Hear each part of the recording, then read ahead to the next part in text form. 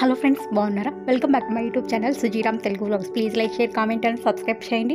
పక్కనే ఉన్న bell icon click చేయండి. నేను చేసే ప్రతి వీడియో నోటిఫికేషన్ మీకు వస్తుంది. ఈ రోజు నేనైతే ఒక చిన్న మినీ వ్లాగ్ అయితే చేస్తున్నాను, షార్ట్ వీడియో. అదేంటో చూద్దాం. మా ఇంటి దగ్గర అయితే అమ్మ పొయ్యి దగ్గరే ఒక కంది చెట్టు అయితే నాటింది. కాయలు అయితే చూడండి చాలా ఎక్కువ ఉన్నాయి.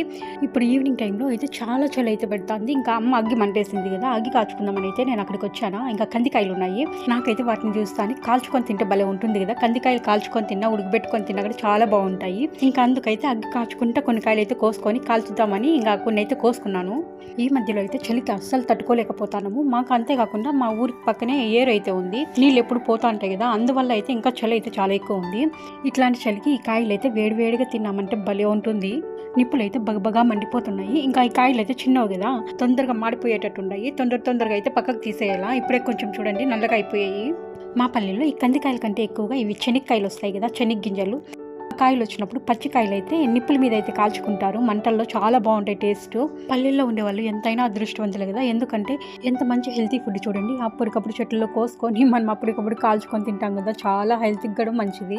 ఇలా చలికి అయితే కాల్చుకొని తింటే చాలా బాగుంది. కంది గింజలు వేడివేడిగా ఆ పొగ వాసన తగులుతూ భలే టేస్ట్ అయితే ఉన్నాయి.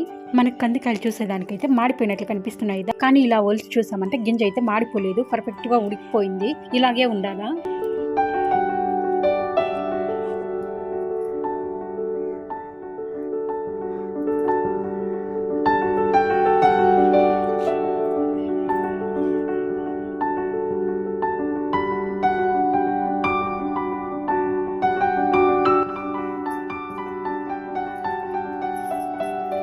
ఇంకా అమ్మ నేను కందికాయలు అయితే కాల్చుకొని తినేసమ్మా.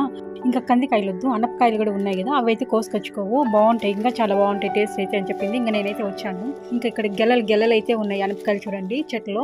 ఇంకా నేనైతే ఒకటే కోసుకుంటున్నాను, ఒక గెలలాగా ఉండేది. అమ్మ ఇంటి ముందర చిన్న తోట అయితే వేసింది కదా, కూరగాయలు అయితే చాలా బాగా వచ్చాయి. కందికాయలు అనపకాయలు ఈసారి అయితే చాలా బాగా కాసాయి. అమ్మ తెలిసిన వాళ్ళకి కూడా చాలా మందికి అయితే ఇచ్చింది. చివరికి అమ్మ అయితే కొన్ని కాయలు కూడా అన్ని కూరగాయలు అయితే అమ్మింది. అంత బాగా వచ్చాయి కూరగాయలు.